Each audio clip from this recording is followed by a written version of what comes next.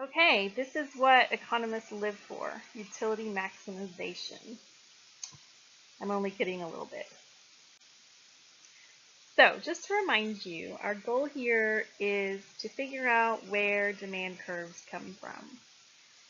So, we are going to put together your preferences, what you want or what you like, with the budget constraint, which is what you can afford.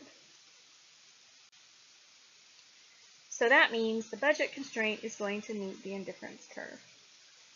They are both in the XY plane. This is often called constraint optimization.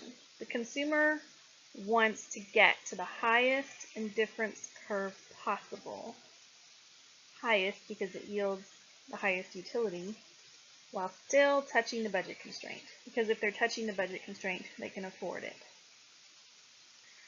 So we often say we're maximizing utility subject to a budget constraint. Here is a simple budget constraint. We have two goods, X and Y, and we want to know, what are we going to choose? Well, basically, if we spend all our money, we are going to choose some point along the blue line, the budget constraint. The question is, where on the blue line? Well, that depends on what your utility function and hence indifference curves look like. But the rule is always the same. You get to the highest indifference curve possible that still barely touches your budget constraint. And here's what it looks like. The red curve is our indifference curve, and it barely touches the blue budget constraint.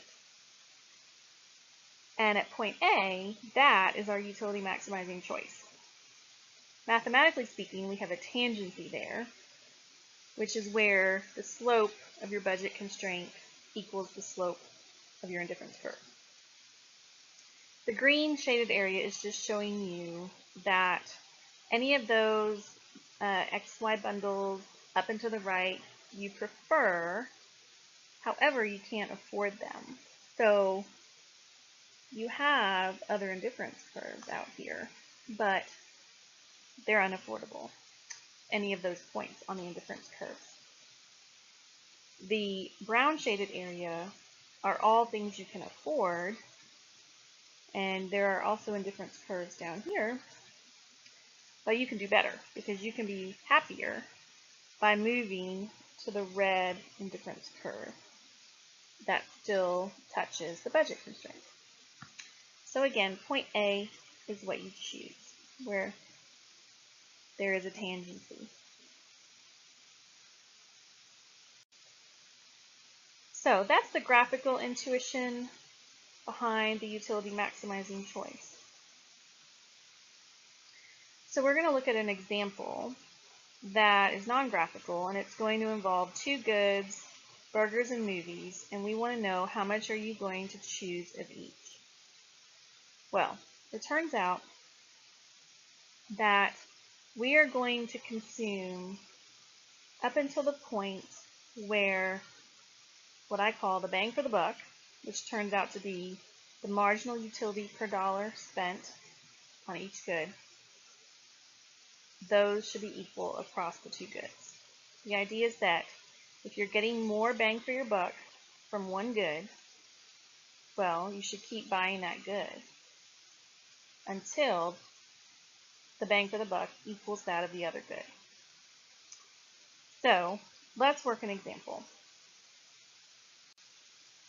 Okay, so I have movies and burgers, and I have told you the total utility I get from eating 1, 2, 3, 4, and 5 burgers. And then same with movies and total utility. I know the price of movies is $5. The price of burgers is $10. And I have an income to spend of $40 total. Let's say I've budgeted $40 in that week to spend on movies and burgers. So the first thing I'd like to do is just calculate the marginal utility for each of the goods. So let's look at burgers. When you eat a burger, you get a utility of 20. We're assuming you have a 0 utility if you don't eat any. So the extra utility is 20. When you eat the second burger, your total utility is 35, which means the extra or marginal is going to be 15. When you eat the third burger, you get 10 more, up to 45. The fourth burger, you get 5 more, up to 50. And when you eat the fifth burger, well, your total utility goes down because probably you're getting really full, and that's going to be a negative 10 marginal utility. So to get the marginal utility per dollar, all we have to do is take marginal utility and divide it by the price of the burgers, which is $10. So 20 divided by 10 gives us 2. 15 divided by 10 gives us 1.5. 10 divided by 10 is 1. 5 divided by 10 is 0.5. And negative 10 divided by 10 is negative 1. So let's do the same thing for movies. So marginal utility when I see a movie is 30, up from 0. The second movie, I get an additional 20, up to 50. The third movie, I get an additional 15, up to 65. Then an additional 8, from 65 to 73. And then from 73 to 78, I get an additional 5 utility. So now I divide my marginal utility by the price of movies, which is $5. So 30 divided by 5 is 6. 20 divided by 5 is 4. 15 divided by 5 is 3. 8 divided by 5 turns out to be 1.6. And 5 divided by 5 is 1. Okay, so we're going to use this information on the next slide to figure out what our utility maximizing choice is.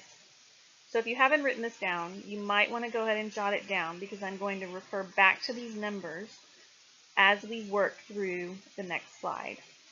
So again, pause it if you need to and then continue.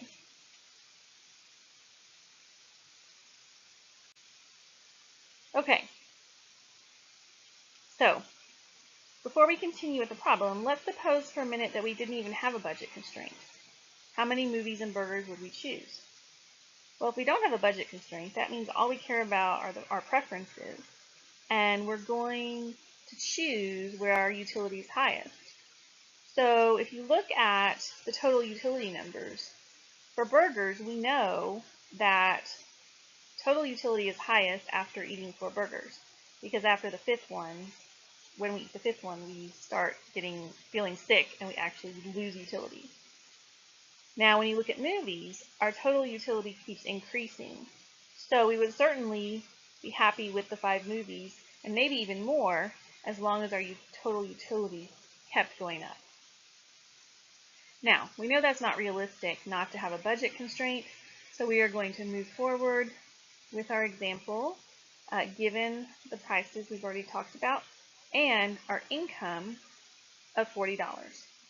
So we only have $40 to spend. So an economist would say that people behave as if they're doing the following. We are now going to choose what we're going to buy first, a burger or a movie. And we are going to choose whichever gives us the highest bang for our buck, which is marginal utility per dollar.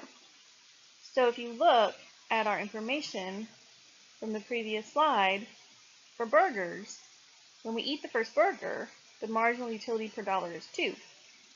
When we watch the first movie, it's 6. So that means we are going to watch a movie first. So we buy a movie because the 6 is greater than the 2. And how much do movies cost? They only cost $5, so we have spent $5. Okay, great. So we have watched our first movie. What are we going to do next? Well, we're going to compare the bang for our buck for the second movie, which is 4, to the bang for the buck for the first burger, because we haven't bought a burger yet, which is still 2. Which means we are going to buy another movie because 4 is greater than 2. And now we will have spent another $5 for a total of 10. All right, our next choice. We are now comparing the marginal utility per dollar for our third movie because we've already seen 2, and that is 3. Still comparing it to the marginal utility per dollar for the first burger, which is 2. So that means we're going to buy yet another movie because 3 is greater than 2, and now we have spent $15. Okay, so after 3 movies, we might want to watch a fourth, which gives us a bang for our buck of 1.6, or we might want to buy a burger, which gives us a bang for our buck of 2. Since 2 is higher than 1.6, we are finally going to buy our first burger, which costs $10 for a total of $25. Okay, we still have $15 to spend, so we need to keep on going. So now we are comparing the bang for our buck for the second burger, which is 1.5, with the bang for the buck for the fourth movie, which is 1.6, which means we are going to buy yet another movie, since 1.6 is greater than 1.5, for a total of $30. And last, we are comparing the fifth movie, Bang for the Buck, which is $1, with the second burger, Bang for our buck, which is 1.5, which means we are going to buy another burger, since 1.5 is greater than 1. And finally, we have spent all of our money. So, what does that mean? That means that the utility maximizing choice is going to be 2 burgers and 4 movies.